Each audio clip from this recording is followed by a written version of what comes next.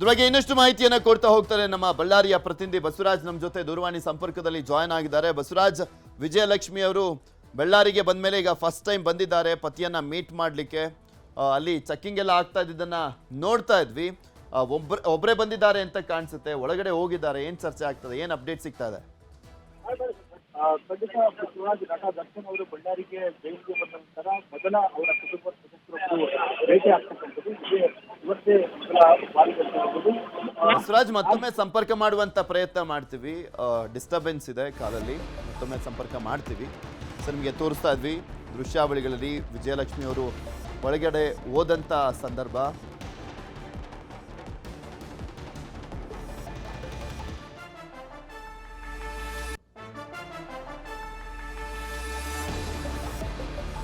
ಪತಿಗಾಗಿ dry fruits ಬಟ್ಟೆಯನ್ನ ತಂದಿರುವಂಥದ್ದು Vijayalakshmi. Bag ಪರಿಶೀಲಿಸಿ ಜೈಲು ಒಳಗೆ ಬಿಟ್ಟಿರುವಂಥದ್ದು ಸಿಬ್ಬಂದಿ. ಜೈಲು ಅಧೀಕ್ಷಕಿ ಲತಾ ಕಚೇರಿಗೆ ತೆರಳಿರುವಂಥದ್ದು ವಿಜಯಲಕ್ಷ್ಮಿ ಅವರು.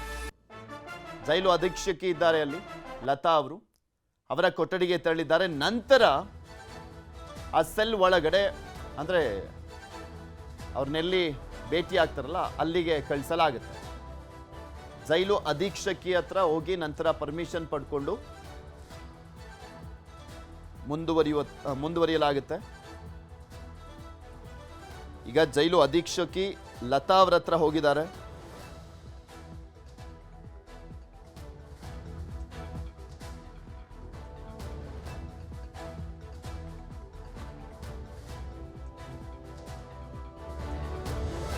ಸೊ ಇದೇ ವಿಚಾರಕ್ಕೆ ಸಂಬಂಧಪಟ್ಟಂತೆ ಇನ್ನಷ್ಟು ಮಾಹಿತಿಯನ್ನು ಕೊಡ್ತಾ ಹೋಗ್ತಾರೆ ನಮ್ಮ ಪ್ರತಿನಿಧಿ ಬಸವರಾಜ್. ನಮ್ಮ ಜೊತೆ ಮತ್ತೊಮ್ಮೆ ಸಂಪರ್ಕಕ್ಕೆ ಸಿಕ್ಕಿದ್ದಾರೆ. ಬಸವರಾಜ್, ಏನಾಗ್ತಾ ಇದೆ ಅಲ್ಲೀಗ?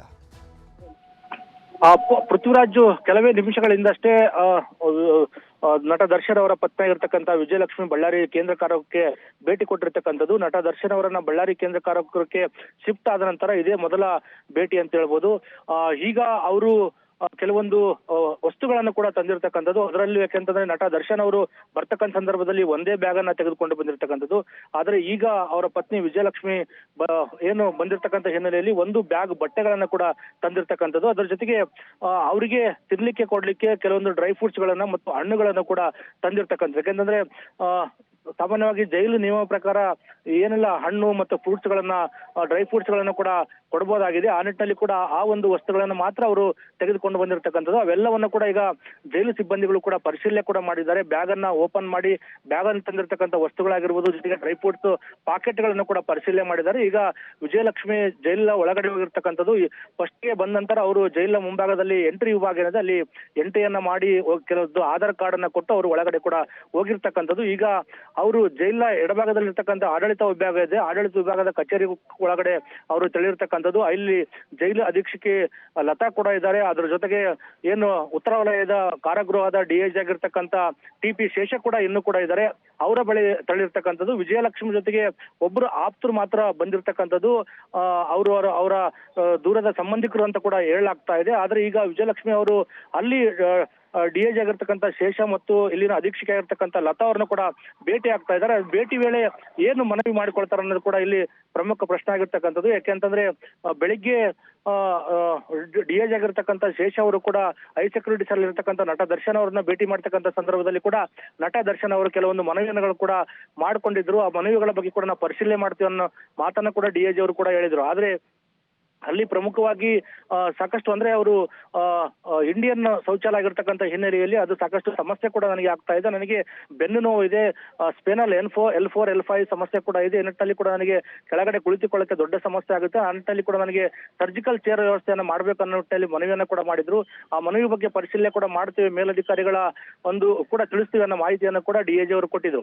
ಆದ್ರೆ ಈಗ ವಿಜಯಲಕ್ಷ್ಮಿ ಅವರು ಯಾವೆಲ್ಲ ವಿಷಯಗಳನ್ನ ಕೂಡ ಚರ್ಚೆ ಮಾಡ್ತಾರೆ. ಯಾಕೆಂತಂದ್ರೆ ಅಲ್ಲಿ ಸಾಕಷ್ಟು ಕಳೆದ 2 ದಿನಗಳಿಂದ ಕೂಡ ಅತಿ ಕಠಿಣವಾದಂತ ಸಮಸ್ಯೆಯನ್ನು ಕೂಡ ನಟ ದರ್ಶನ್ ಅವರು ಕೂಡ ಎದುರಿಸ್ತಾ ಇದ್ದಾರೆ ಅನ್ನೋ ಮಾಹಿತಿ ಕೂಡ ಸಿಗ್ತಾ ಇದೆ. ಖುದ್ದು ನಟ ದರ್ಶನ್ ಅವರೇ DIG ಅವ್ರ ಮುಂದೆ ಕೂಡ ಹೇಳ್ಕೊಂಡಿರ್ತಕ್ಕಂಥದ್ದು ಏನೆಲ್ಲ ಸಮಸ್ಯೆಗಳಾಗ್ತಾ ಇದೆ ಇಲ್ಲಿ ಅಂತೇಳಿ. ಆದ್ರೆ ಇಲ್ಲಿ ಜೈಲಿನ ನಿಯಮಾವಳಿಗಳು ಮತ್ತು ಬೇರೆ ಸಾಮಾನ್ಯ ಕೈದಿಗಿರ್ತಕ್ಕಂಥದ್ದು ದರ್ಶನಿಗಿರ್ತಕ್ಕಂಥದ್ದು ಒಂದೇ.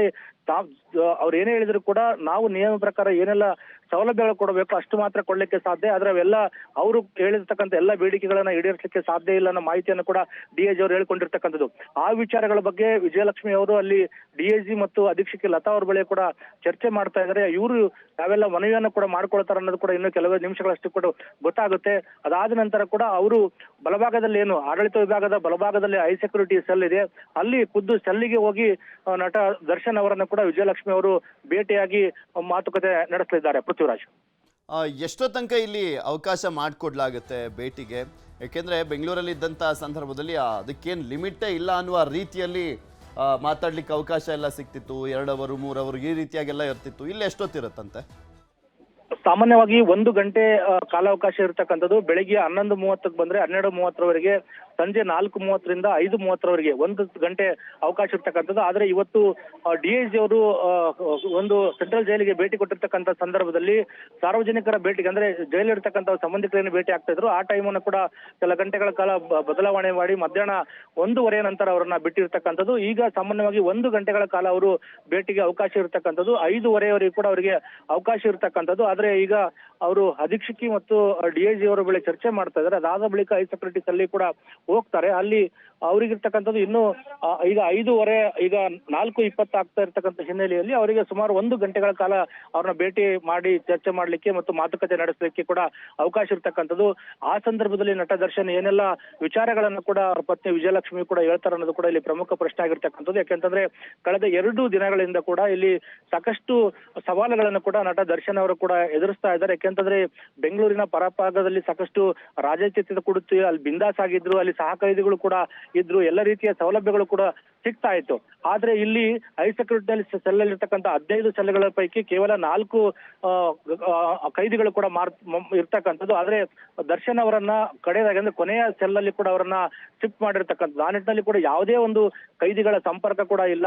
ಸೆಲ್ ಒಳಗಡೆ ಹೋದ ನಂತರ ಅವರು ಬೆಳಿಗ್ಗೆ 15 ನಿಮಿಷ ಹೊರಗಡೆ ಬರ್ತಾರೆ, ಸಂಜೆ 15 ನಿಮಿಷ ಹೊರಗಡೆ, ಅದು ಪ್ಯಾಸೇಜ್ ಅಲ್ಲಿ ಮಾತ್ರ ಹೊರಗಡೆ ಬರ್ಲಿಕ್ಕೆ ಅವಕಾಶ ಇರ್ತಕ್ಕಂಥದ್ದು. ಆ ಒಂದು 3 CC ಕ್ಯಾಮೆರಾಗಳ ಕಣ್ಗಾವಲಲ್ಲಿ ಅವರಿರ್ತಕ್ಕಂಥದ್ದು. ಜೊತೆಗೆ ಭದ್ರತಾ ಸಿಬ್ಬಂದಿಗಳಿಗೆ ಬಾಡಿ ವಾರ್ನ್ ಕ್ಯಾಮೆರಾಗಳು ಕೂಡ ಇರ್ತಕ್ಕಂಥದ್ದು. ಇಷ್ಟೆಲ್ಲ ಕಟ್ಟುನಿಟ್ಟಿನ ಕ್ರಮ ಕೂಡ ಇದೆ. ಅದ್ರ ಜೊತೆಗೆ ಸೆಲ್ ಕೂಡ ಅತ್ಯಂತ ಚಿಕ್ಕದಾದಂತ ಸೆಲ್ 10x6 ಅಡಿ ಇರ್ತಕ್ಕಂಥದ್ದು ಸೆಲ್ ಅಲ್ಲಿ, ಅದರಲ್ಲೂ ಕೂಡ ಅದೇ ಒಂದು ಸೆಲ್ ಅಲ್ಲೇ ಒಂದು ಚಿಕ್ಕದಾದಂತ ಒಳಗಡೆ ಇಂಡಿಯನ್ ಶೌಚಾಲಯ ಕೂಡ ಇರ್ತಕ್ಕಂಥದ್ದು. ಅಲ್ಲೇ ಅವರು ಸ್ನಾನ ಮಾಡಬೇಕಾದಂತ ಅನಿವಾರ್ಯತೆ ಕೂಡ ಇರ್ತಕ್ಕಂಥದ್ದು. ಆ ನಿಟ್ಟಿನಲ್ಲಿ ಕೂಡ ಸಾಕಷ್ಟು ಕಠಿಣವಾದಂತ ಜೈಲಿನ ನರಕ ದರ್ಶನ ನಟ ದರ್ಶನಿಗೆ ಕೂಡ ಇಲ್ಲಿ ಆಗುತ್ತೆ. ಆ ನಿಟ್ಟಿನಲ್ಲಿ ಕಳೆದ 2 ದಿನಗಳಿಂದ ಕೂಡ ಅವರು ಮೌನಕ್ಕೆ ಶರಣಾಗಿರ್ತಕ್ಕಂಥದ್ದು. ಶೌಚಾಲಯ ಶೌಚಾಲಯಕ್ಕೆ ಹೋಗ್ಲಿಕ್ಕೆ ಅವ್ರಿಗೆ ಕಷ್ಟ ಆಗ್ತಾ ಇರ್ತಕ್ಕಂಥ ಹಿನ್ನೆಲೆಯಲ್ಲಿ ನಿನ್ನೆ ಕೂಡ ಅವರು ಮಧ್ಯಾಹ್ನದ ಊಟವನ್ನು ಕೂಡ ನಿರಾಕರಣೆ ಮಾಡಿದ್ರು. ಮೊನ್ನೆ ಬಂದ ತಕ್ಷಣದಲ್ಲಿ ಕೂಡ ಮಧ್ಯಾಹ್ನದ ಊಟ ನಿರಾಕರಣೆ ಮಾಡಿದ್ರು. ಅದು ಊಟ ನಿರಾಕರಣೆ ಯಾಕೆ ಮಾಡ್ಲಾಗ್ತಾ ಇದೆ ಅನ್ನೋದು ಕೂಡ ಗೊತ್ತು. ಡಿಐಜಿ ಅವರೇ ನಟ ದರ್ಶನ್ ಅನ್ನು ಕೇಳಿದಾಗ ನನಗೆ ಶೌಚಾಲಯಕ್ಕೆ ಹೋಗಕ್ಕೆ ಸಮಸ್ಯೆ ಆಗ್ತಾ ಇರ್ತಕ್ಕಂಥ ಹಿನ್ನೆಲೆಯಲ್ಲಿ ಎಂದು ಕೆಲವು ಬಾರಿ ನಾನು ಊಟವನ್ನು ಕೂಡ ನಿರಾಕರಣೆ ಮಾಡ್ತೀನಿ ಅನ್ನೋ ಮಾಹಿತಿಯನ್ನು ಕೂಡ ನಟ ದರ್ಶನ್ ಅವರೇ ಖುದ್ದಾಗಿ ಡಿಐಜಿ ಮುಂದೆ ಅವರೇ ಅಳವನ್ನು ತೋಡ್ಕೊಂಡಿರ್ತಕ್ಕಂಥದ್ದು.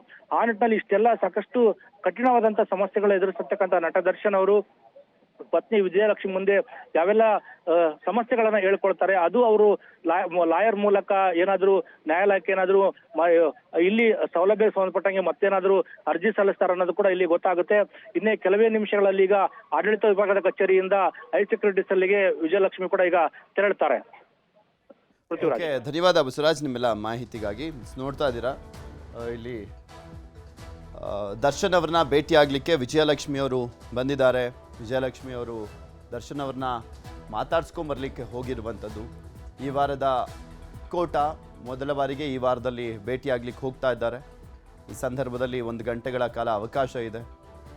ದರ್ಶನ್ ಏನು ಹೇಳ್ತಾರೋ ನೋಡಬೇಕು ವಿಜಯಲಕ್ಷ್ಮಿ ಅವರಿಗೆ. ಬಿಕಾಸ್ ನಿಜವಾದ ಸೆರೆವಾಸ ಅನ್ನುವಂಥದ್ದು ಶುರುವಾಗಿರುವಂಥದ್ದೇ ಇವಾಗ.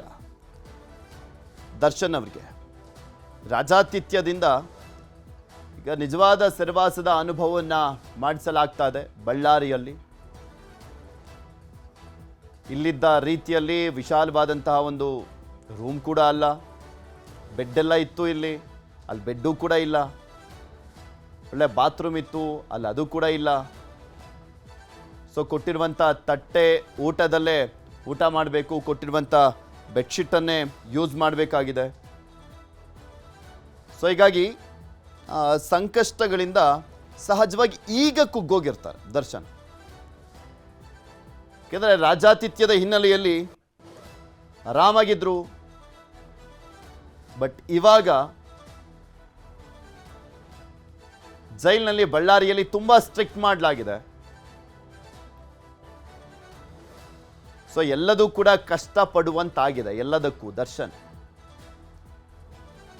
ವಿಜಯಲಕ್ಷ್ಮಿ ಅವರನ್ನ ಭೇಟಿ ಮಾಡಿದಂಥ ಸಂದರ್ಭದಲ್ಲಿ ಸಹಜವಾಗಿ ಅಲ್ಲಿನ ಆತಂಕವನ್ನು ಹೇಳ್ಕೊಳ್ತಾರೆ. ಹೀಗೆ ಯಾವಾಗ ಹೊರಗಡೆ ಬರ್ತೀನಿ ಅನ್ನುವಂಥ ಒಂದು ಟೆನ್ಷನ್ ಇವಾಗ ಶುರುವಾಗಿರುತ್ತೆ ಅವರಿಗೆ. ಬಳ್ಳಾರಿಗೆ ಶಿಫ್ಟ್ ಆದ ನಂತರ ಬೇಗ ರಿಲೀಸ್ ಆದರೆ ಸಾಕಪ್ಪ ಅನ್ನುವಂಥ ಟೆನ್ಷನ್ ಕಾಡ್ತಾ ಇರುತ್ತೆ.